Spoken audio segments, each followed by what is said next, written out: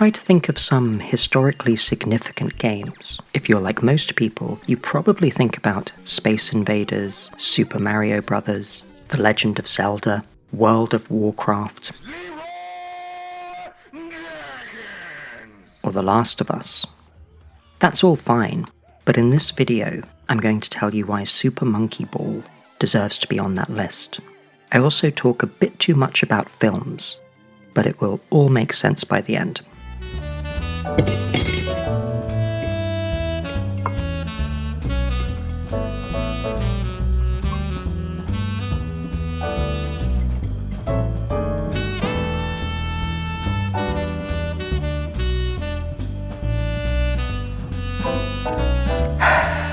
So capitalism.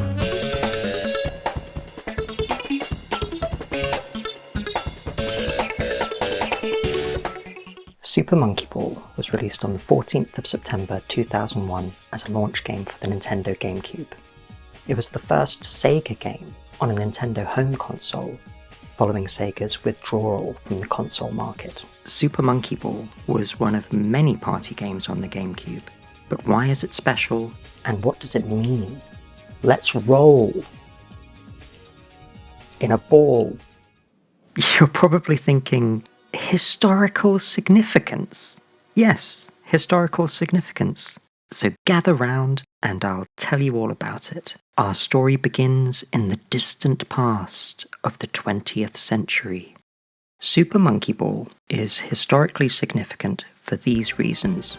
Every person of my age was conscripted to fight as child soldiers in the Console War, a vicious and bloody battle for turf, which saw countless casualties. Phantasy Star, gone. Alex Kidd, gone. Earthbound, wiped off the map forever. Ice Climber, gone thankfully. While Nintendo had a few significant arcade hits in the 1980s, like Donkey Kong and Punch-Out!, they enjoyed amazing success in both the home console market with the NES and the handheld market with Game & Watch and later the Game Boy. And at a few points in their history, Nintendo held a virtual monopoly over these markets.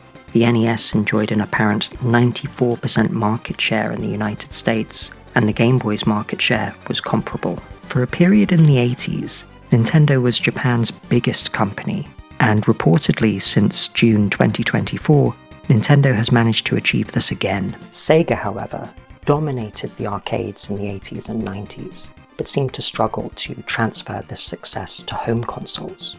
This is a key illustration of how these two companies had completely different approaches to the use of technology. Nintendo had a philosophy of using cheaper technology in an innovative way for their hardware, or as Gunpei Yokoi famously put it, lateral thinking with withered technology. Let's compare the Nintendo Game Boy and the Sega Game Gear using the most accurate metric of all, Batman games. Batman Returns on the Game Gear was full color and made innovative use of walking in a straight line on a flat plane and kicking endless identical enemies. Boring! Batman Return of the Joker on the Game Boy was monochrome and kicks ass. I mean, you can wall jump and shit. This fucking rules! The Sega Game Gear was a luxury handheld, with a full-colour backlit screen. In many ways, it outclassed the Game Boy in everything except battery life and the quality of its game library. Obviously, it would be inadvisable to judge these two consoles exclusively by comparing these two games. But if I were to do that, I'd make this judgment. Shit. Tits. Similar to how the Sega Game Gear outclassed the Game Boy on a technical level, the Super Nintendo had a processor speed of about half of the Sega Mega Drives, and launched over a year later. So how did Nintendo's console massively outsell Sega's despite these limitations? One key distinction is the SNES had a few other tricks up its sleeve, like a much larger number of colours on screen at once. But what was even more eye-catching than that was a graphical mode called Mode 7. Mode 7 allowed for manipulation of 2D objects in a way which created quite convincing impressions of 3D spaces. like screeching round a hairpin bend in F-Zero, swooping dangerously close to the ground in Pilot Wings. Or, what's the verb for this activity? Mario karting? Or Mario karting through a terrifying ghost house in Mario Kart. Or effects like rotating and spinning title screens, like this excellent, wispy, drifting title screen in ActRaiser. You've got to play ActRaiser, by the way, it's awesome. Or any kind of rotating and spinning, like these huge chandeliers in Super Castlevania 4. These were some of the effects Mode 7 allowed. Despite using cheaper technology, Nintendo were able to use their financial heft, acquired through their outrageous monopolistic success, to focus on quality software. Nintendo fans like me would argue, quite insufferably, that certain games in Nintendo's history are truly timeless works of art and will never become outdated. Sega, meanwhile, were constantly pushing new technology in the arcades. In games like Outrun and Hang-On, Sega used their superscaler technology, which allowed them to manipulate sprites, changing their size, giving the impression of them moving closer to or further away from the screen, creating a sense of depth, much like the Super Nintendo's Mode 7 effect. But Sega's superscaler technology was way ahead of the competition. Compare the sheer number of sprites hurtling towards you in Outrun to the Nintendo Entertainment System, which couldn't display more than 8 sprites on a scan line without flickering, as shown here in Mega Man. You also have to realize that these Sega arcade cabinets were luxury machines. The cabinets themselves were an attraction. Hang-On was played by sitting on a giant bike-shaped controller, which you tilted from side to side, just like a real racing bike, as your on-screen avatar turns corners. And Sega were early pioneers in polygonal graphics with Virtua Racing and Virtua Fighter. It was Sega's pioneering use of the latest technology which ultimately brought about their downfall.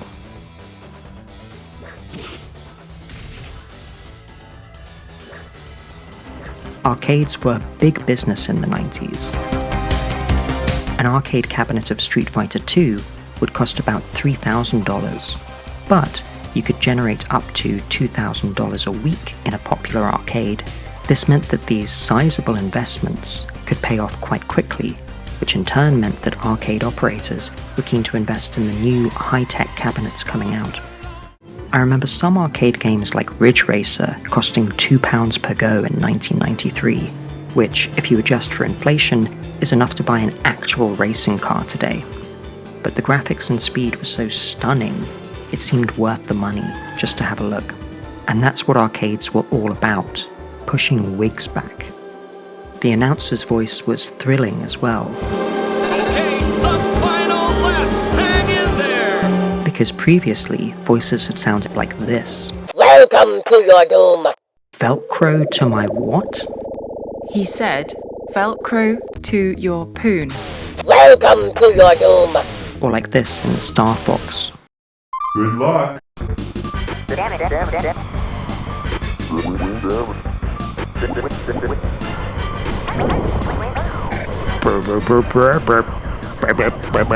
Gibberish. Although the announcer in Ridge Racer sounds annoying now, Next corner stop, watch yourself! it actually sounded like a real person, which was novel. Technology seemed to be moving so fast, and the main driver of that was not home consoles, but arcades.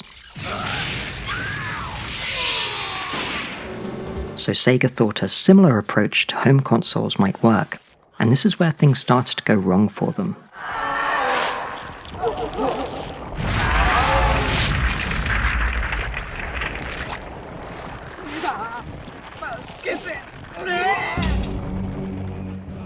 The Sega Mega Drive was doing well in Europe and was gaining ground in America thanks to games like Sonic the Hedgehog, but Sega were keen to leverage new technology like they were doing in the arcades, and so released a CD-based add-on for the Mega Drive, the Mega CD. I'm showing the PC Engine version of Snatcher here because I can't afford a Mega Drive. a Mega CD, and an £800 copy of Snatcher on the Mega CD just for this video. But this is what Snatcher looked like. CDs were the hot new format at the time, and everyone correctly predicted they were the future of video games. The Mega CD wasn't a great success, but Sega thought they'd try again with a 32-bit polygon-based add-on, the 32X. For Sega, who had so much success in the arcades, it made sense that people would want to upgrade their systems often to gain access to the latest technology, because this is how the arcade market worked. Maybe this could have worked for home consoles too, but I would say the lack of success for the Mega CD and the 32X was largely due to a lack of outstanding software. This meant few people were willing to pay £170 for a 32X, because if you adjust for inflation, £170 in 1994 money is enough to buy the whole continent of Europe today. But as frequently happens in conflicts like these, and as we will soon see again in the impending World War III, the two major parties were flanked by a third actor. In the Sega Nintendo console war, this third force emerged from the embers of the 200 failed consoles to launch between 1990 and 2000. And that third actor was Jaguar, TurboGrafx, 1200, PlayStation, PlayStation,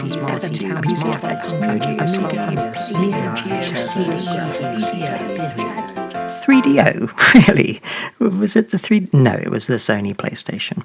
By 1998, the console market had been completely transformed by Sony, who leveraged the other arms of their corporation, especially music publishing and electronics manufacturing, to make video games seem cool for an audience of adolescents who felt they had outgrown Nintendo and Sega, who reminded them of their childhoods. Proof that we saps must be on our guard. Remember, do not. In need of a success in the console market, Sega launched the Dreamcast. Even though the Dreamcast was great and extremely innovative, and is still beloved today, Sega quickly found themselves in a financially untenable position. Much of these financial woes are attributed to the development cost of Shenmue. Shenmue was a revelation. The level of detail was so ahead of its time.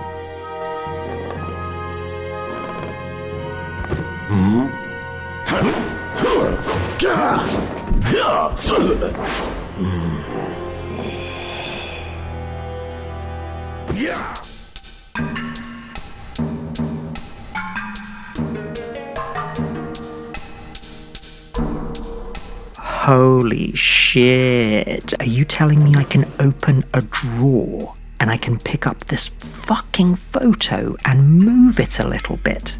Or pick up a cassette tape and collect it? Compared to a contemporary like Final Fantasy VIII, in which you just move around the map pressing the action button to try to interact with things, Shenmue felt like real life. Get through there. Go through there. That path there. That one. Go there. Go. You carry out an investigation of your father's murder in a very idiosyncratic way. You have a notebook of clues which you can refer to, and you can speak to anyone you see. Depending on what thread you're currently pulling at, you'll ask people completely different questions.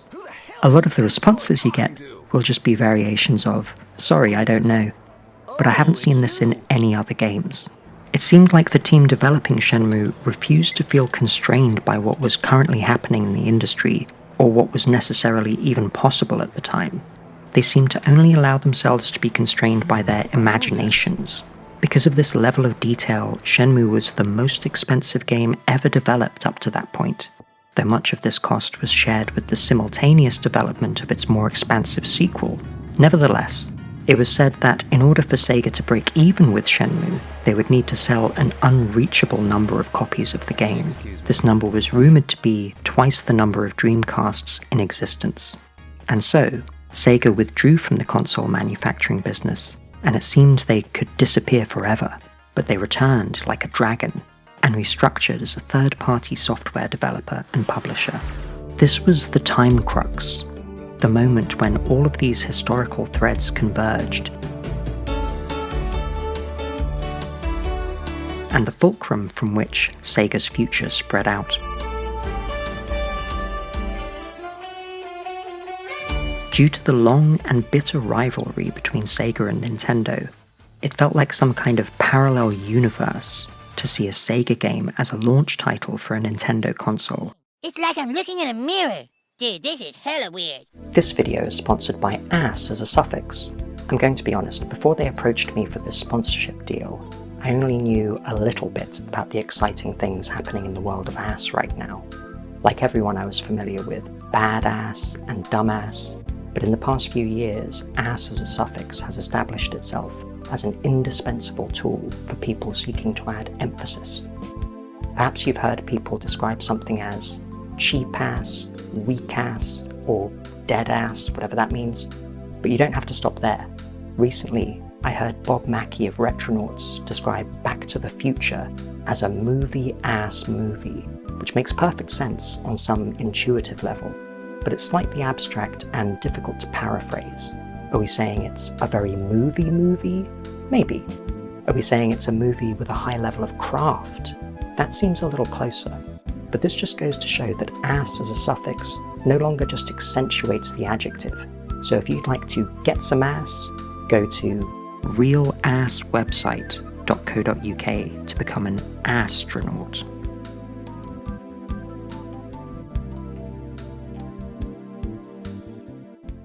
The release of Super Monkey Ball is the focal point of all of this history. Instead of disappearing into obscurity like Atari, Sega started their long comeback with Super Monkey Ball. Super Monkey Ball was developed by Sega's Amusement Vision, or AV, which specialized in arcade games. As further proof that the wounds of the console war were healing, AV would later develop F-Zero GX for the GameCube and the near mythical F-Zero AX for arcades. This is hard for younger people to understand, but arcades were a big-ass deal in the 80s and 90s. As I mentioned earlier, arcade cabinets cost thousands of dollars to buy, and so having one in your home wasn't an option for most people. Also, as computer games are a technology-based medium, and arcades were typically at the forefront of technological development, we would look to arcades like they were predicting the future of what the new hot games would be like. And when a new game did hit at the arcade, we hoped the console version wouldn't be too different from the arcade version. The term arcade perfect was used a lot in the games press to describe a game which only made minimal compromises in its journey from arcade to console. But this completely changed around the turn of the century. Suddenly, home consoles like the Dreamcast were on par with arcades technologically. Something like Super Monkey Ball coming out as an arcade perfect conversion was part of this sea change, which signaled the decline of the technological dominance of the arcade. Super Monkey Ball thereby rounded out the launch lineup for the GameCube. I've covered two other important launch games already, Luigi's Mansion and Wave Race Blue Storm. Luigi's Mansion was there representing Mario, Nintendo's mascot and flagship series. Wave Race was there for people like me who were clamoring for new versions of games they'd already played, but with sick-ass next-gen graphics. Super Monkey Ball was there representing arcade games. But crucially, Super Monkey Ball wasn't just an arcade-perfect conversion, it was an improvement on the arcade game, adding things like multiplayer modes and bonus games. Super Monkey Ball being developed by Amusement Vision is one of the reasons it's such a historically significant game. With games like Shenmue, Sega began shifting from brief, arcade-style games to longer, more substantial titles. Later, as this change in focus developed, they started a series of games called Ryu ga Gotoku, which means like a dragon. The like a dragon games are known as Yakuza in the West, or Yakuza if you find stressing the first syllable uncomfortable. In 2011, thanks to the increasing popularity of the Yakuza games, AV was restructured and renamed as Ryoga Gotoku Studio. The Yakuza games are currently Sega's most successful series, and each new release regularly sells millions of copies. None of that would have happened without Super Monkey Ball on the GameCube. Let me just check how long this video is so far. 19 minutes. I'm not sure if I have any time left to talk about the actual game now, but I'll give it a go. You don't have anywhere to be, right? So Super Monkey Ball, it's a game in which you roll a monkey in a gachapon-like capsule into a goal, but here's the twist. You don't directly control the monkey ball. you tilt the course to make the ball roll. It's a bit like those ball in a maze puzzles. I've looked up what those ball in a maze puzzles are called, and they seem to be called ball in a maze puzzles, which seems a bit on the nose, right? In my day job, I'm a very successful brand marketing manager. So if there are any toy manufacturers watching who'd like to update their ball in a maze puzzle branding, I'll tell you this for free. Change the name. Change the name to something like, oh, I don't know, fascist fucktraps. The idiosyncrasy of moving the stage rather than the ball is key to understanding what Super Monkey Ball is trying to tell you. It relates to a truth hidden deep in your psyche. Mark this in your mind as we move on.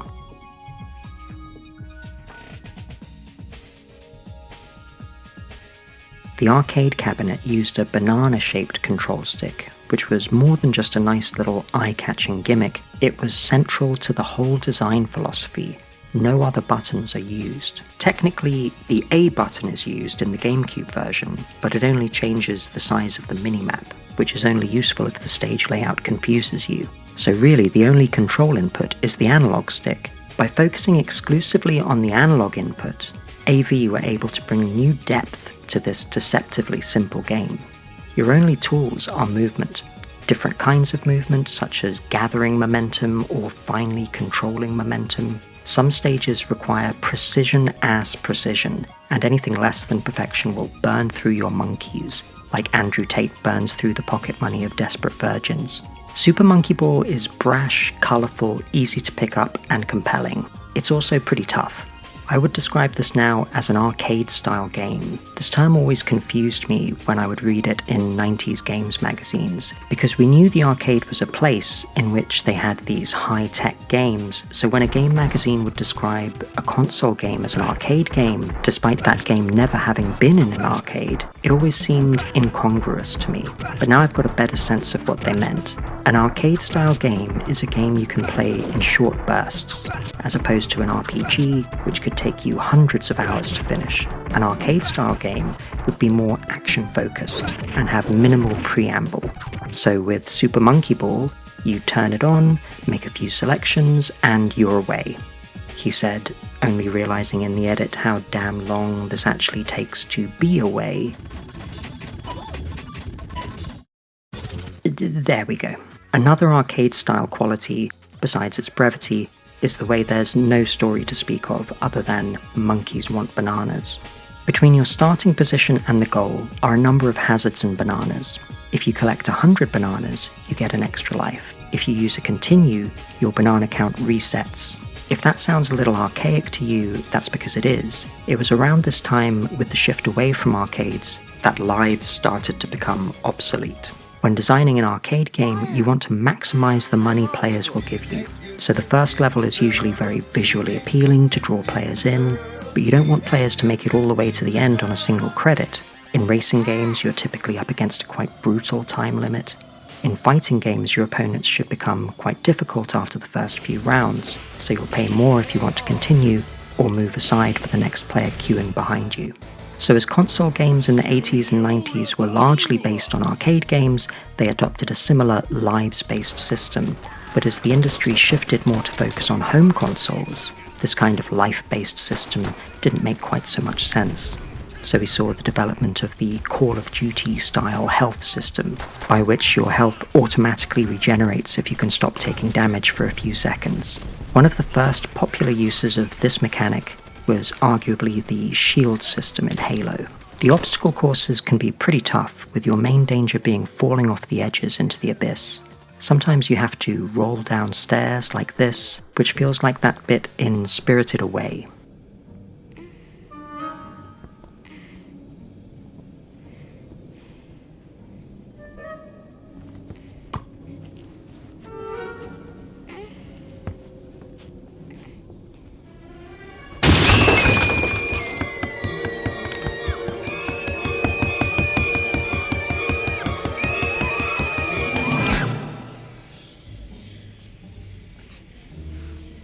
Then you have to roll up a precarious slope, which feels like that bit in The Hobbit.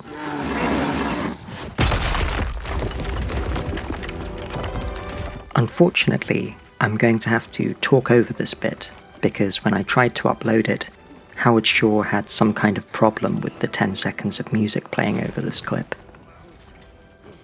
I'm just going to flip this around for reasons which I hope are obvious. There we go. I'm sure Peter Jackson had this bit from Project A in mind when making that sequence in The Hobbit.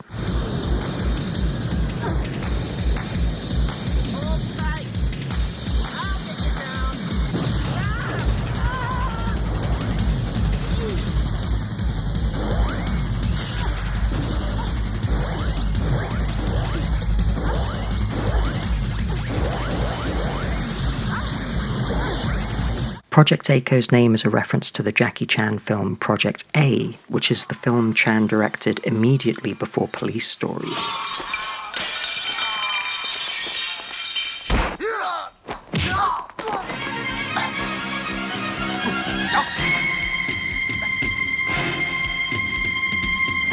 Police Story ends with this famous sequence in which Jackie jumps 8 feet to grab onto a pole and slide down it for 6 stories.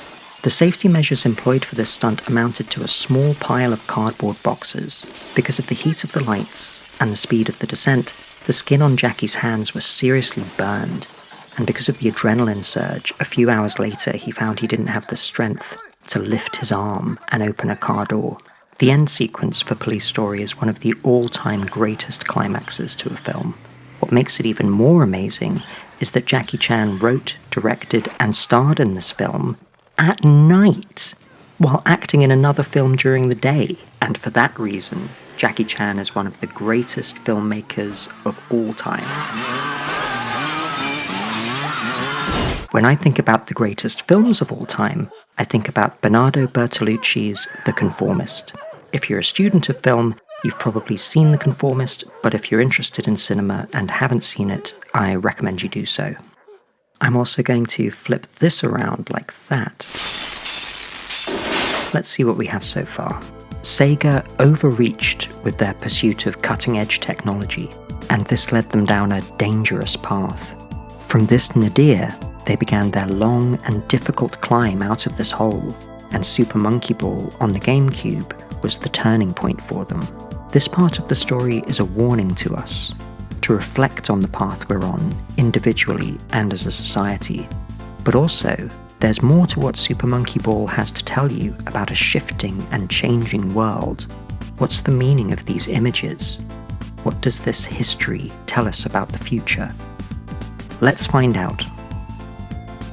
In the main game, sometimes there are these ramps to negotiate. I'm not sure if you need to employ flicking techniques, like that bit in Breath of the Wild everyone hated, but I haven't been able to pull it off.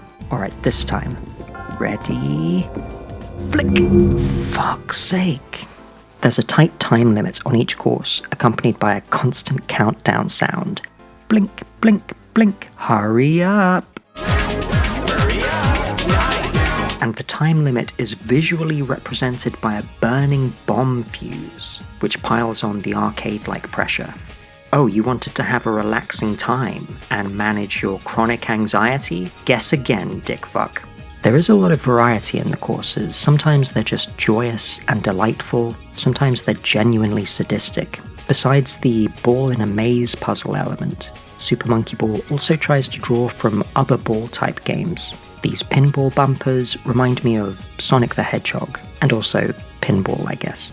There are also mini-games to unlock, like bowling or billiards. Because they seem to have plumbed the depths of every ball-related game with this first one, I'm very interested to see how they develop in the sequel. I can't really imagine what other ideas they can come up with, but I have heard people say Super Monkey Ball 2 is basically the same game, but better. This is one aspect of the game which demands respect, the way ideas are juiced for all they're worth. Here, the idiosyncrasy of tilting the stage rather than directly controlling the ball is developed further, because tilting the stage also makes these metal bars move, which block your path, so you have to figure out how to move the bars one way and still move the ball in another way. It's really interesting and challenging. Every few floors is a bonus floor, which is your chance to grab as many bananas as you can and get some extra lives, which you need because some of the stage designs are evil. Look at this one. Half the stage slowly flips up and down. When it's up, you can't climb it, and when it's down, you hurtle down the ramp trying desperately to hit the goal. Sadistic. Some stages have an even tighter, sadistic time limit. This flaw confused me so much, like, I didn't think that that little sliver would be the thing you're supposed to roll down. And then these guardrails came up and trapped me in this little box. I was baffled. But then I figured out what to do by changing the mini-map size. So maybe there is some use to the A button after all. Shall I take the coward's route here? Yes I shall. Sadistic. Some of the course designs can be a little cryptic, so using the option to view the stage can be crucial for your first attempt. People are constantly stopping me in the street and saying, "Oi, femboy, what's the difference between the playable characters in Super Monkey Ball?" And the answer is femboy. The answer is vibe. What kind of vibe do you like? Are you this kind of weirdo or this kind of weirdo? There's no difference in how the characters play, only in how they look. The end credits are an existential nightmare. You cannot speed up or slow down, you can only hurtle towards your demise, lurching from left to right. Remember this, it's important. I would have played a bit of the multiplayer mode with my wife, who is definitely real, but she couldn't join me because she was busy doing adult things like reading like a dumbass, so I tried them out by myself. Luckily, you can use CPU players if you're a loser with no friends like me. The multiplayer race mode takes some cues from Mario Kart, like picking up combat items. Although Mario Kart was 10 years old at this point, so its ideas would have been quite disseminated. It's like how the tough guy, hard-boiled protagonists of film noirs don't seem that distinctive anymore. The way they used their street smarts and raw masculinity and almost supernatural intuition to navigate these corrupt worlds was a reflection of the anxieties felt at the time. But it's hard to appreciate what these characters meant at the time because they just got modernized, and tough guy action heroes became so ubiquitous in the 80s. And then later, due to the continued wokeification of cultural Marxism, we also got tough guy women protagonists, right? Kathleen Kennedy? But they're women! They're women! Hashtag Gamergate! So 35 years after Super Mario Kart came out, it's hard to really gauge its influence.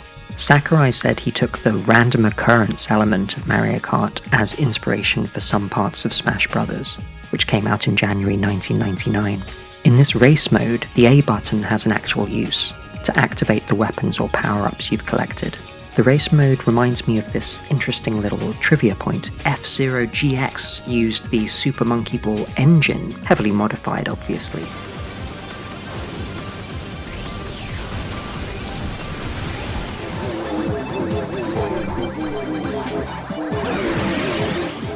Much like Smash Bros., Monkey Fight is a multiplayer mode which uses similar sumo-like ring-out mechanics and makes them super fun. You have a springy fist, which you use to try to push the other players out of the ring. Every so often these boxes appear, which you have to smash open to claim the power-up inside.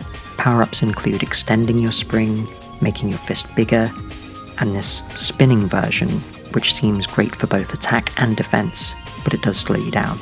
You play round after round until the first person reaches the right amount of wins, first to 3 for example, which you'll note I achieved easily, despite this being my first try. This is due to my famous and enviable skill. All these multiplayer modes have that great frantic and brief quality that makes them really compelling. Just one more go, is what I imagine I would constantly say to my friends, if I had any. Another thing these multiplayer modes show is that AV focused so much on the physics and controls that they were able to repurpose the game system into all these various forms. This reminds me of this famous anecdote about Super Mario 64. Apparently, Shigeru Miyamoto wouldn't allow his team to work on any of the graphics for the game until they'd found a way to make controlling a rudimentary model fun. They had to develop all of those flips and cartwheel jumps and wall kicks before the model could be made into a detailed Mario shape and animated.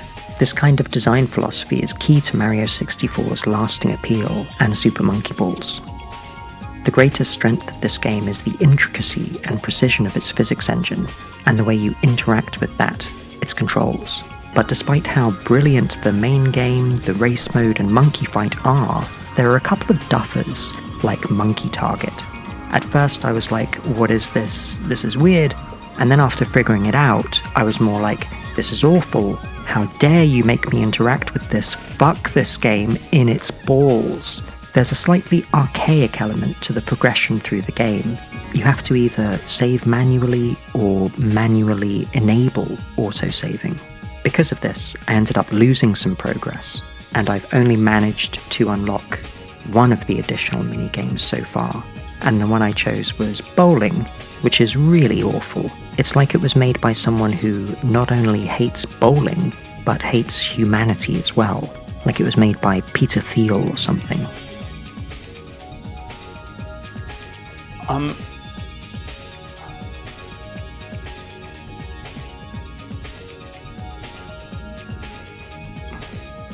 It's... I don't know what to say. I think the fact that it costs so many of my monkey points to unlock makes the experience even more bitter, because it means I can't unlock any of the other minigames. Bowling? Get out of here. The music to Super Monkey Ball is totally fine.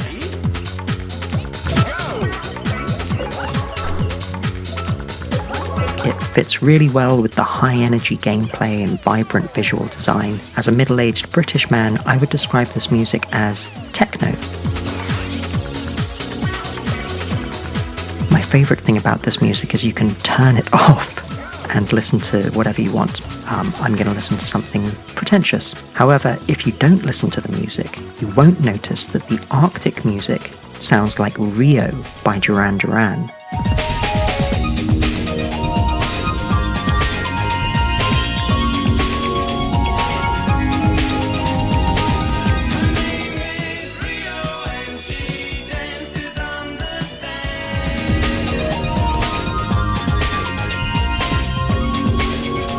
Now, sometimes music just sounds similar to other music by accident. It doesn't mean it was plagiarized.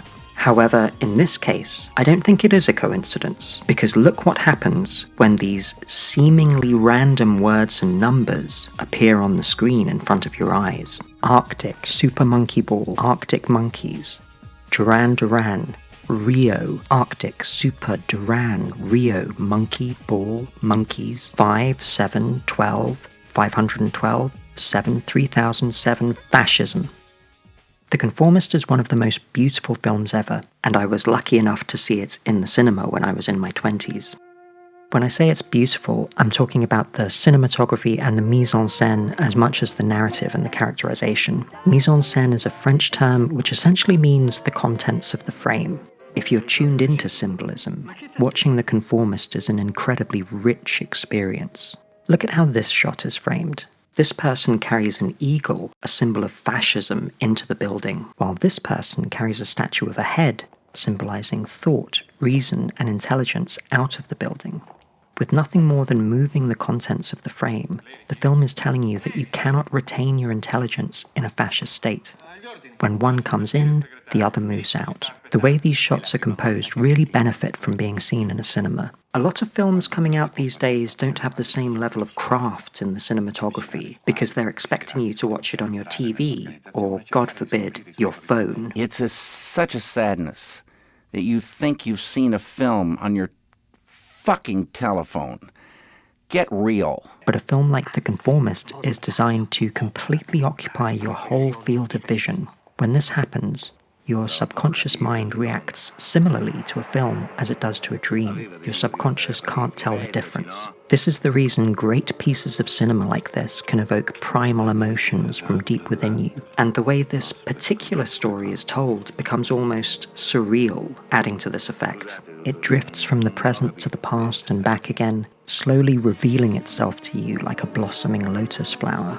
And all the while, these incredibly vibrant and decadent images sear into your soul, like staring at a neon sign through the window of a brothel. The conformist posits that the main character, Marcello Clerici, couldn't accept his own sexuality, and so buried his personality and repressed his sexuality by dedicating himself to conforming to the fascist cause. We see this kind of sexual repression not only in the original fascist movements, but the current one as well.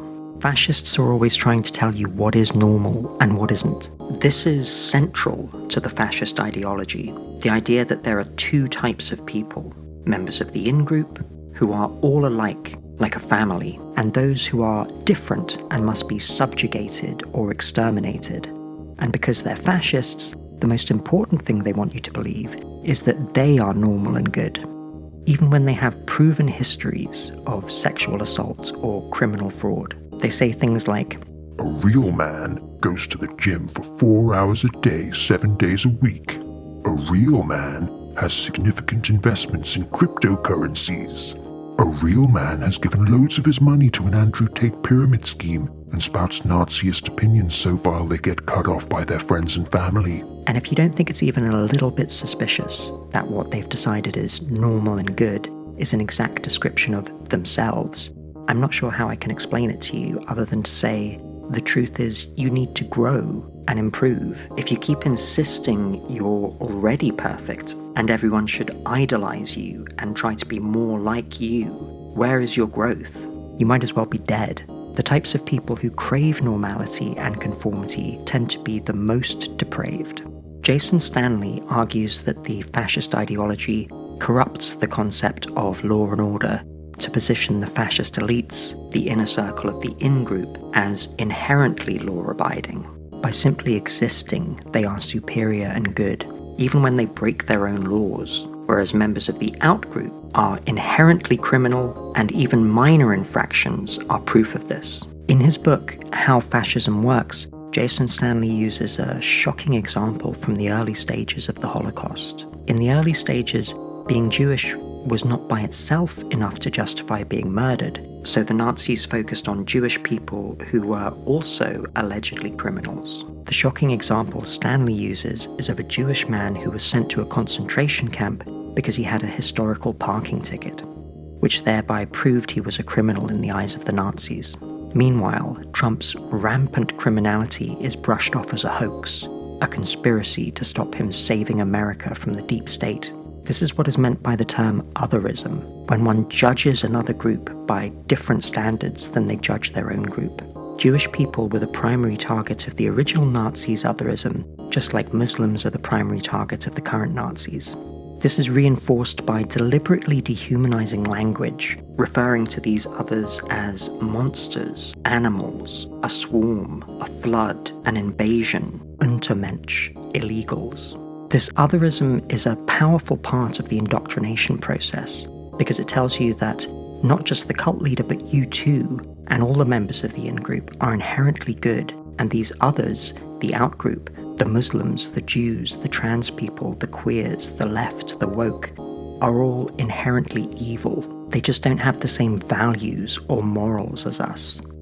By telling you that you are inherently good and inherently a winner, but you've been held down by these others, it perfectly excuses all of your flaws. You may be a loser, a racist, a failure, nasty, mean, abusive, a stalker, a criminal, a bad father, stupid, or just weird and unattractive. But you don't have to worry because the cult leader can fix all of that with a wave of his hand. And the only thing you have to do to fix all of those problems is believe the lies of the cult leader without question. This makes it very difficult to deprogram yourself and realize that the cult leader is a con artist, because you would first have to reckon with the reality of your own flaws and the reality that maybe you really are a loser. That's really hard to do and takes an unnatural amount of self-awareness. This is why fascists spend so much time flattering their marks. I'm also a deeply flawed person. I don't want to make it sound like only weak dick fucks fall for these scams and I'm above all that. I've fucked up so bad, so many times, so many mistakes I've made haunt me, and that's something I have to deal with. It would be so much easier to offload all of that shame onto a scapegoat. It would be a kind of absolution or purification which everyone craves. So these fascist cult leaders tell you that all of your mistakes and all of that shame is actually the fault of these others. That trans athlete, that teenager who said something you found judgmental. By scapegoating these others, we can make ourselves perfect and worthy without having to put in the actual work of improving and sacrificing.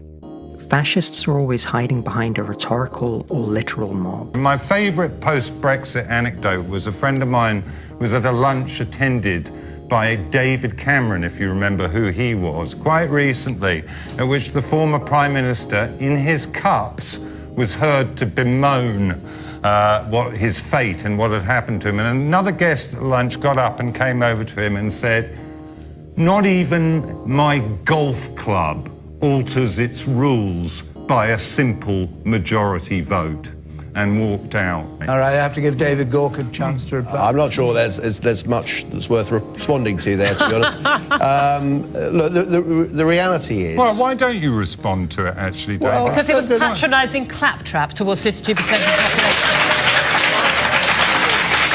She said it's incredibly patronising to 52% of the population. You might not have been able to hear her because, even as she was saying it, people started applauding. What I hear when people respond to criticism by claiming to be the representatives of a majority or normal opinion is that they know their argument is weak and difficult to defend. So rather than try to defend it, they place a mass of people between themselves and the criticism. I disagree with everything you say. I don't think it's right. And I also think your attitude, especially your attitude towards me, which is ironically extremely elitist of you, to constantly attack like, oh, my education, oh, you're dumb. This is what most Americans were sick of. We were sick of being told by people we're dumb, useless, redneck idiots. And I think it's wrong. Rachel Reeves has made a habit of cracking jokes while destroying people's lives in this country. Is he a Russian asset? She's already driven a farmer. She's already driven a farmer to suicide Is he a Russian because asset? of the increase. Is he a you Russian obviously know asset? the answer to that question, and I take exception. I'm sorry. I take exception to you asking me that question. Are you seriously asking me the question if Nigel Farage is a Russian asset? Yeah, That is your serious question as a host of an LBC show. Yeah, I have Okay, let me categorically say that not only is that not true, it is deeply offensive, again, to the millions of British people who support I didn't mention them. and support Nigel Farage. And I'm sorry, you know. But you can't, can I just ask, no, let me say, the notion you cannot dodge questions about Nigel Farage by suggesting that I'm asking the question about people who are interested in voting for him. They have every right to be. You want to get to him, you got to go through me. And me. Me too. For years after the EU referendum vote, the British right were constantly quoting the number that 17.4 million people voted to leave the EU, as if this number somehow excused the unprecedented fraud involved in that vote, or that every single promise made by the Leave campaign was a lie. There is a great comfort in this kind of conformity, especially if you have a guilty conscience and suspect somewhere in your mind that you might actually be a terrible person. Fascists claim to be the voice of normal people for exactly this reason, and when their ideas seem popular, it's irrefutable proof that their ideas are fully correct. When their ideas are unpopular, it's proof that the other side is cheating and brainwashing people. So there was an exclusive yesterday, actually from Hope Not Hate, sort of showing what tweets that was a load of your owner had liked and retweeted. I think it probably is worth reading them out. Half those tweets, the majority of normal thinking people in this country agree with. This is where the anti-Semitic Nazi conspiracy theory of cultural Marxism comes from. Fascists just can't understand why everyone hates them, so they have to pretend that people have been tricked into hating them. These billionaires are lying to people and corrupting our democracy. You mean like Rupert Murdoch, who loses hundreds of millions of pounds a year on his newspapers and media outlets, which some people allege are just outright Nazi propaganda? No, he's just telling it like it is. You mean like Paul Marshall, who loses tens of millions of pounds a year on GB News, which is not really a news channel and is really just a propaganda arm of the Reform Party? No. He's the voice of normal people. You mean like Elon Musk, who spent hundreds of millions of dollars installing Trump in the White House and has his own website, which a lot of people allege is just Nazi propaganda. And he tampered with the website's AI to make it more white supremacist to the point where it started referring to itself as Mecha Hitler. No, he's a genius and a patriot. Dickhead, what billionaires do you mean then? Jewish ones.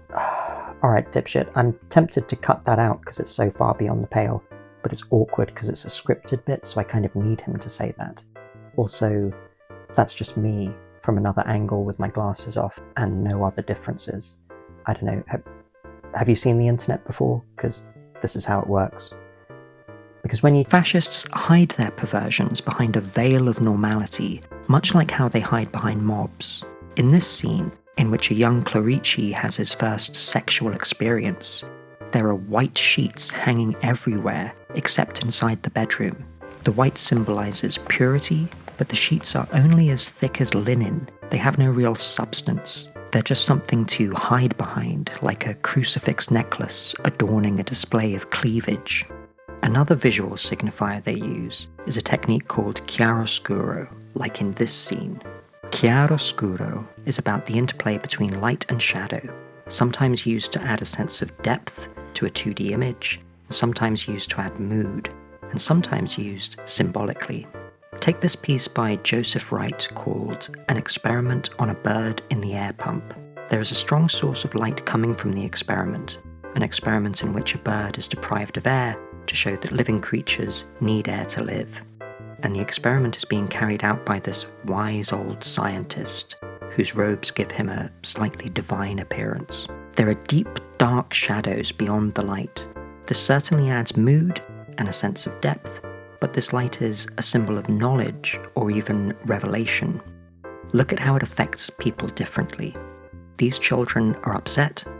The knowledge of mortality is robbing them of their prelapsarian innocence, while this kind fatherly figure tries to guide them through this transition from childhood to adolescence. This older person observes sagely and dispassionately. This young man is eager for new knowledge and interested in the experiment. Over here, the light cast on a young couple seems to make them aware of their romantic feelings. The light of knowledge has touched them in a similar way to the fruit from the tree of knowledge in the story of Adam and Eve. While these shadows and this light do add mood and a sense of depth, it has to be noted that they also show the inconceivable skill of the artist. I mean, can you imagine having this talent? You've painted this masterpiece and you're just walking around like everyone else. Then these normal people keep coming up to you and talking about the kind of normal things normal people do. How do you even live in the world with talent like this? These Venetian blinds cast bar-like shadows. These kinds of shadows are famously used in the iconography of film noir, like in Double Indemnity, The Big Sleep, and LA Confidential. Spoiler alert, a lot of these characters die. In Double Indemnity, this insurance salesman goes to visit a man about his car insurance. While there, he is confronted by a semi-nude femme fatale. As he waits for her to finish getting dressed, he thinks about her and her ankle bracelet, and this is the beginning of his downfall. The living room was still stuffy from last night's cigars. The windows were closed and the sunshine coming in through the Venetian blind showed up the dust in the air. They had a bowl of those little red goldfish on the table behind the big Davenport. But to tell you the truth, Keys, I wasn't a whole lot interested in goldfish right then. Or in auto renewals or in Mr. Dietrichson and his daughter Lola. I was thinking about that dame upstairs and the way she had looked at me. And I wanted to see her again, close. Without that silly staircase between us. The shadowy bars tell us he has stumbled into a trap. And now this scene in The Big Sleep. What did he tell you? Not half as much as you just did. Take it easy. I don't slap so good around this time of the evening. Wow, that's amazing to me. I love this kind of stuff in films. Contextually, we know that a diegetic flash of lightning has cast light through the blinds, but cinematically, psychologically, what we're seeing is a visual representation of a significant development in the relationship between these two people. This flash of emotion has bound them together. And the lighting in this scene in LA Confidential tells us Kevin Spacey is about to get cancelled for sexual misconduct allegations. In the language of cinema, the chiaroscuro of the Venetian blinds is like a brand. warning you this person is marked for death, or perhaps marked for something else. But the mark doesn't have to be deadly. Look at the lighting in this scene in The Empire Strikes Back. The shadows across Han and Leia make jagged shapes, which would fit together nicely like jigsaw puzzle pieces, with the potential to turn each of them into more complete people. I like the sound of that. Stop that. Stop what? Stop that. My hands are dirty. My hands are dirty too. What are you afraid of? Afraid? You're trembling. I'm not trembling. You like me because I'm a scoundrel. There aren't enough scoundrels in your life. I happen to like nice men. Nice men. Very nice.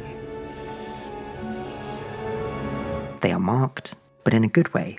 Maybe we'd all like to have a mark like this. A cozy one. Thank you. Thank you very much. Oh, you're perfectly welcome, sir.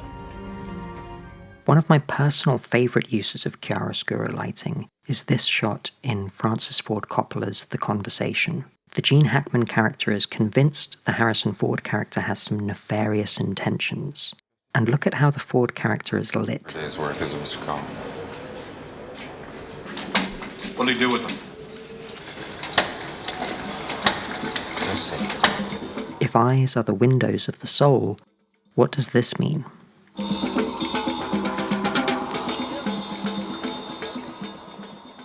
In the language of cinema, these kinds of shadows are used to symbolize danger and impending death. But in addition to telling us these people are in danger, these bars also tell us they're trapped. They've been snared. They are imprisoned. They are visually and symbolically behind bars. We can see the bars across them, like we're seeing them from outside their prisons. But her dress is the same mix of light and dark, the same bars, warning us she is his nemesis, she is the trap. And bizarrely, the shadows from the blinds move across her, but not him, which could only happen if the light source, presumably the sun, were moving. Denis Villeneuve uses a similar effect in Blade Runner 2049, but it has a slightly different connotation in that film. Neander Wallace owns the world with his business of biomanufacturing. He lives in these colossal skyscrapers, dwarfing these grotesque pyramids. The Egyptian pyramids were monuments to the pharaohs who were gods on earth. The skyscrapers serve as his home, temple, and corporate headquarters. The chiaroscuro symbolizes death and danger, yes, but Wallace's buildings eclipse even those grotesque pyramids because his power surpasses that of the old gods. The light sweeps across the interiors like sunlight streaming through a window, but at an impossible speed, showing the power of Wallace. Time has no meaning here because even the sun and stars are under his sway. Instead of shadowy bars from Venetian blinds, Love's office is immersed in shadows which look like reflections from water. This is because she is trapped in eternal service to her cruel master, and she is drowning in fear. The shape of the shadows are also like a spider's web, moving and constricting around her as she enters his lair. And when we see Wallace for the first time, his eyes are white, like they've been scorched from seeing too much, from getting too close to the arcane truths of the universe. Instead of his own eyes, he uses these superior and multiple, external levitating bionic ones. The multiple eyes evoke both the seven eyes of God and the multiple eyes of a spider. This tells the viewer that Wallace has transcended humanity through technology. He has lost some of his sight like Odin in exchange for supernatural knowledge, and the power that Wallace has attained is monstrous. He can create life to whatever specifications he desires, and this has made him utterly indifferent to the suffering of others. The Blade Runner films, like a lot of sci-fi, are caricatures of the present. Blade Runner deals with questions of what it means to be human, especially what it means to be a human interacting with technology. The first film deals with some of these questions with a focus on mortality and life's brevity. I've seen things you people wouldn't believe.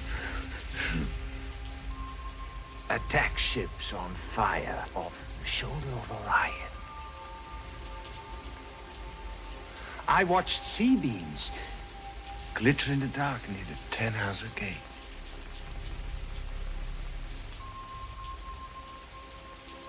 All those moments will be lost in time, like tears in rain. It also deals with spiritual questions about how exactly humanity is defined and who is allowed admittance to the species. Blade Runner 2049 is overtly about otherism. The replicants are people. They have hopes, dreams, and fears. They feel love, they bleed. But the people in power have decided they are less than human. They are beneath the dominant species of humans. They don't deserve sympathy or rights. The world is built on a wall. Meaning there needs to be a division between replicants and humans to keep the replicants in their subjugated position. So when it seems that a replicant not only gave birth to a child, but this child is possibly half human, this truth needs to be suppressed because it proves that replicants are just as real as us. Am I the only one that can see the fucking sunrise here? This breaks the world, Kay. Fascist propaganda needs you to believe that large numbers of your fellow humans are inferior and need subjugating. Every leap of civilization was built off the back of a disposable workforce. We lost our stomach for slaves. Each of the characteristics of fascism and the techniques used in fascist propaganda are individually weak and easy to disprove, but together they form a strong facade, and each technique strengthens and reinforces one another. Otherism, as you can see, has a special relationship with the fiercely enforced hierarchy. The elites have earned their position of superiority, just as the others have earned their position of subjugation, not because of what they do, but because of who they are, or not because of what they say, but because of what's in their hearts. You said the other day on CNN that sometimes the press obsesses with taking the words out of his mouth instead of judging him on what's in his heart. Isn't it important to Did judge? I say sometimes? I meant all the time. So you think it's not important to listen to what he's saying, but it's more important to listen to what is in his No, I heart? think it's both, but there never seems to be the latter. But how can we know what's in his heart? He expresses it. He expresses it how? Out of his friendly mouth? No. No. Yes. Wallace refers to his replicants as angels, showing his megalomania. He is God, and they are his creations to lift up or crush between his fingers. We can see that love, his best angel of all, is terrified of him. It seems her extraordinary physical strength is no defense against a merciless god like Wallace. He murders this newborn woman for the crime of disappointing him, and as she fades to death, he endows her with a kiss as greeting, valediction, and divine mercy. This is what the shadows and light tell you in this film. But the mise en scène in this scene is giving your subconscious other information visually. It's telling you that this relationship, particularly how desperate for connection with him she seems to be, is likely to be their downfall. As they kiss and embrace, the shadows start moving again. The snare is tightening. Now have a look at the mise en scène in this shot. He discusses with his blind friend Italo what normality is. We already know this is something Clerici craves in pursuit of suppressing his true self. They are in the bottom half of the frame, which is grey, and above them is a street with attractive legs walking back and forth. The windows in the top half are blooming with beautiful colours, but Clerici and Italo are beneath this, in the grey. As the friend describes normality, the camera descends until all life and beauty and colour is gone, and there is only grey normality. They must surrender their passions and individuality to submit to the state's idea of normality. As part of his application to become a bona fide fascist, Clerici is assigned a mission to assassinate an old university lecturer of his, Professor Quadri, who is hiding out in Paris after escaping the clutches of the fascists in Italy. At confession, Clerici describes his fiancée Giulia with contempt, saying he will use her to achieve normality. Because of his contempt for Giulia, he thinks he can bring her to Paris with him for both their honeymoon and his assassination mission. As much as he tries to repress his feelings and his true self and let himself be completely subsumed by fascism, he can't help but be affected by the people in his life. We saw earlier how callous he was with his parents. Clerici's mother lives in this lavish but ill-tended mansion, which is evocative of a haunted house. Alberi è nato per viaggiare. E Roma è diventata così provinciale, i figli dei parioli che si sposano a Viale delle Milizie, ma che vagentuccia da via i ciap. Clerici's father is institutionalized, but the asylum evokes ancient Roman or Greek amphitheaters in which grand and important ideas were grappled and dealt with. Profound thought and an interest in truth is of course regarded as madness and sedition under fascism. To show his fascistic brutality and complete lack of traditional norms and values, like filial piety, Clerici has Manganiello beat up his mother's lover.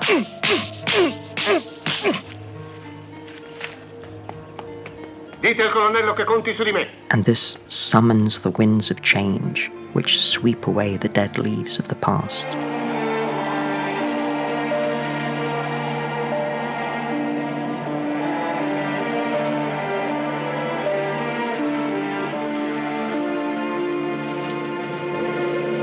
When visiting his father, he torments him, driving him to a dangerous outburst. Hai anche ucciso. Vattene. Franz! Franz!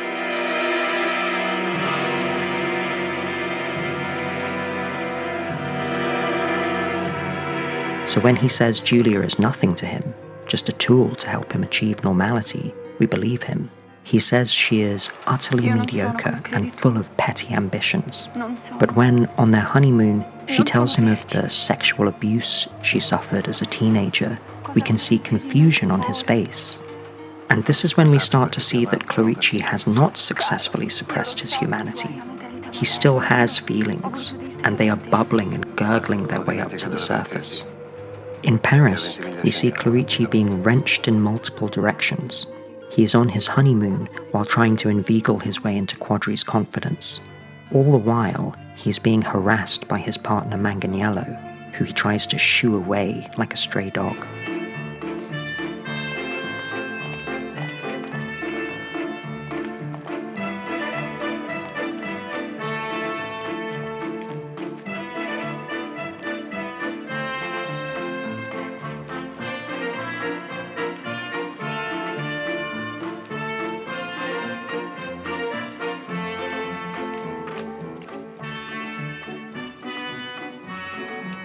When he meets Quadri's wife, Anna, again he is visibly struck by emotions. Assez, Robbie! Couchez, Robbie! Couchez.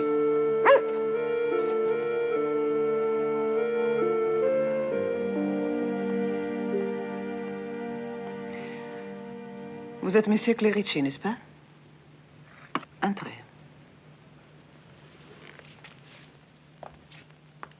As Clerici talks privately with Quadri, there are two windows casting strong light. The lighting embellishes their discussion of Plato's cave analogy, the thought experiment in which Plato posits that people who have lived all their lives in a cave, seeing only shadows cast on a wall, would mistake the shadows for reality. I'm a middle-aged man. As such, I don't spend that much time watching YouTube videos. But I've heard of a few genres of YouTube videos like unboxing, ASMR, or reaction videos. I've not really seen any, and I'm not going to in preparation for this, but I am going to do a reaction video for this scene. Sono proprio curioso, Clerici. Lei viene fin qui per vedermi. Ricorda, professore, appena lei entrava in aula, dovevamo chiudere i finestroni. Lei non sopportava tutta quella luce, quel rumore. L'ho capito dopo perché faceva così. In tutti questi anni, vuol sapere la cosa che mi è rimasta più impressa nella memoria? La sua voce. Immagina un grande sotterraneo a forma di caverna. All'interno Degli uomini che vi abitano fin dall'infanzia, tutti incatenati e obbligati a guardare il fondo della caverna. Alle loro spalle, lontano, brilla la luce di un fuoco. Tra il fuoco e i prigionieri immagina un muro, basso, simile a quella piccola ribalta sulla quale il burattinaio fa apparire i suoi burattini.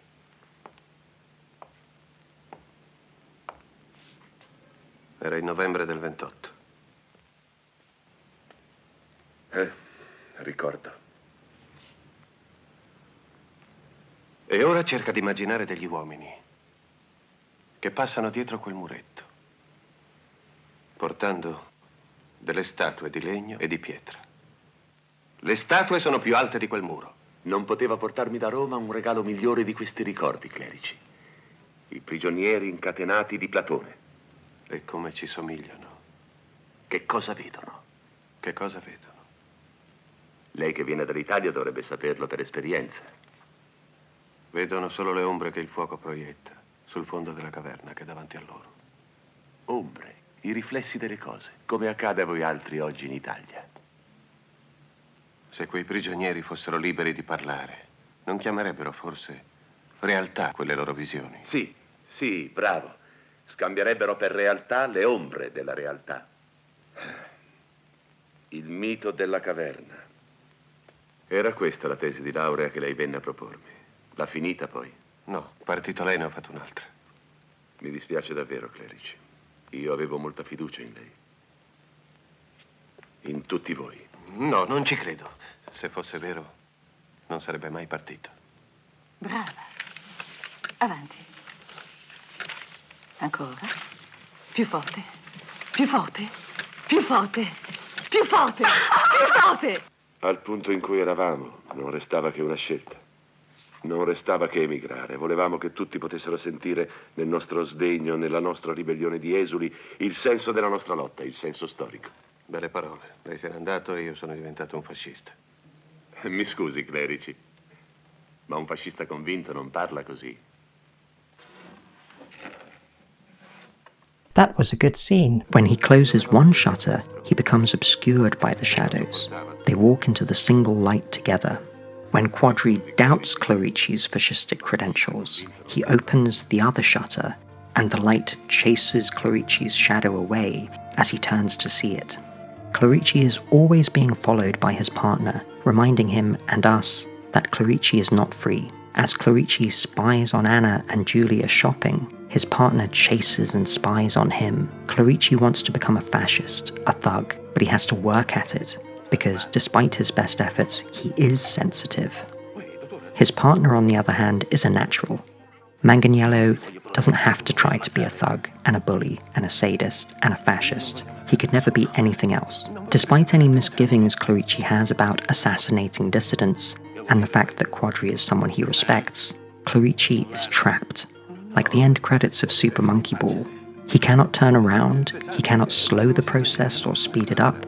He is being carried to his destination like a Camusian passive protagonist.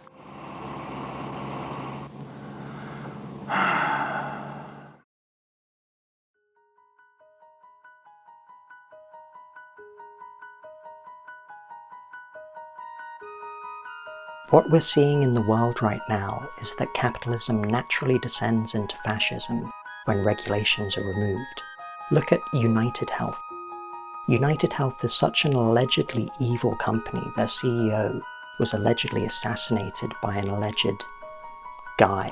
Consequently, United Health attempted to act more ethically, to stop denying so many valid claims for insurance payouts, and this reduced their obscene profit margins. United Health's shareholders then sued the company when their payouts were reduced. The law isn't set up to protect you or me, it's set up to protect the interests of capital, even if those interests are genuinely evil. There's a famous example of the Ford Pinto, which Ford realized had a little design flaw. The flaw in its design was it had a tendency to explode a little easier than you would expect. But the company ran some numbers and realized it would cost more to recall and fix all of the sold cars than to just let the cars explode, let people die and pay the surviving family members compensation. Once Ford realized it would be more profitable to kill people, They were obliged to do this to avoid disappointing their shareholders. They and other publicly traded companies are compelled to prioritize profit over anything else. Human life, basic human decency, and even the law. None of these things are allowed to distract from the relentless pursuit of profit.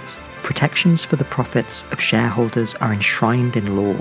Protection of your life is much lower down the list of priorities.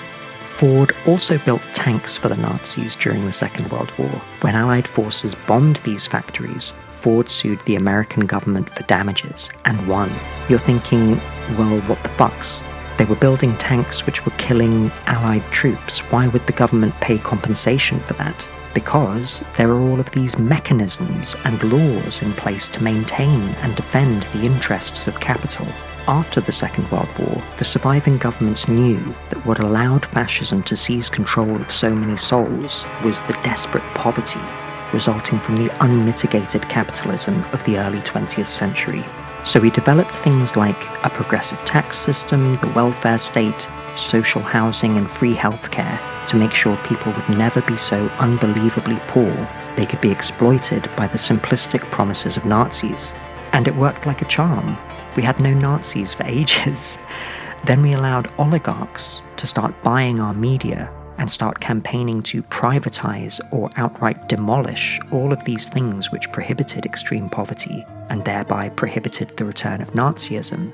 Oligarchs share a lot of the characteristics of Nazism: a disdain for democracy, the extreme concentration of power among the elites, anti-Marxism, opposition to unionization, and support for dangerous deregulation. This was the time crux. By allowing oligarchs to buy our media under the pretense of free speech, they were able to insidiously sway public opinion towards support for the interests of oligarchs and away from the interests of the public. Like Sega on their path of cutting-edge technological development, and Clerici on his path to subvert his personality and these monkeys and balls, we've been carried along this path to fascism by oligarchs. Oligarchy, like capital, is a social and economic structure which is self-perpetuating. The more capital you have, the more capital you acquire. Let me mansplain a bit for you. Did you know that the board game Monopoly is based on a game created by critics of landlordism? It was intended as a satirical comment on how broken unmitigated capitalism is as an economic system.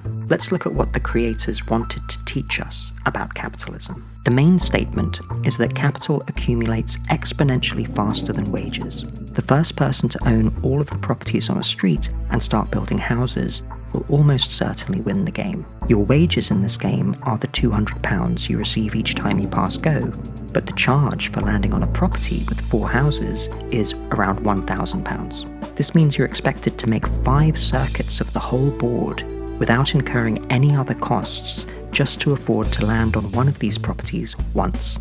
If you're a worker, your wages cover your day-to-day existence, and maybe you have a little left over at the end of the month. If you're a capitalist or an oligarch, your wealth and power is constantly expanding, and it does this passively, without your direct involvement. That's the nature of capital. It's this magical type of wealth which generates more wealth. There is also a rarely enforced rule in the game. If you can force another player into bankruptcy, you get all of their money and property. This is a statement on how ruthlessness is rewarded and encouraged. Unfortunately, the satirical aspect of Monopoly didn't really catch on, and instead people just have a horrible time playing this game with their friends and families at Christmas and end up bitterly resenting one another. As capital accumulates exponentially, poverty also increases concordantly. As poverty increases, so does desperation. When people are desperate, they're more likely to believe the simplistic solutions offered by shameless, alleged Nazi con artists. The only value fascists and oligarchs care about is the value of their capital, not the strength of the nation, not the power of Christian values, their capital. Fascism has only ever been an elaborate scam. All of the values they claim to represent are just rhetoric to exploit your fears, inadequacies, and insecurities, to convince you to lend them whatever power you have, such as money, democratic power, or labor power, so they can plunder the world and seize all of the assets in a desperate and futile attempt to sate the ravenous maw in their egos. The promised rewards will never materialize or trickle down to you. Elon Musk promised his Department of Government Efficiency, which is referred to by the awesome acronym DOGE, would reduce so much unnecessary government spending that every citizen of the United States would receive a check for $5,000. Of course, the first thing he cut were the departments investigating his companies for illicit behavior, and the promised checks will never be sent. I just want to say, I'm sure I'm not the only one who's wondering, but we know that Doge has found quite a bit of money, and we would like to see some of that returned to the American people. Do you have any information on when Doge checks would be written or sent out? Sure.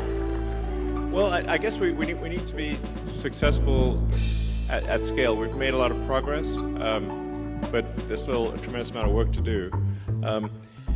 Effectively, as government spending is made more efficient and spending is reduced, the tax by inflation is reduced. One way or another, you will effectively be better off if resources in the United States are not wasted. And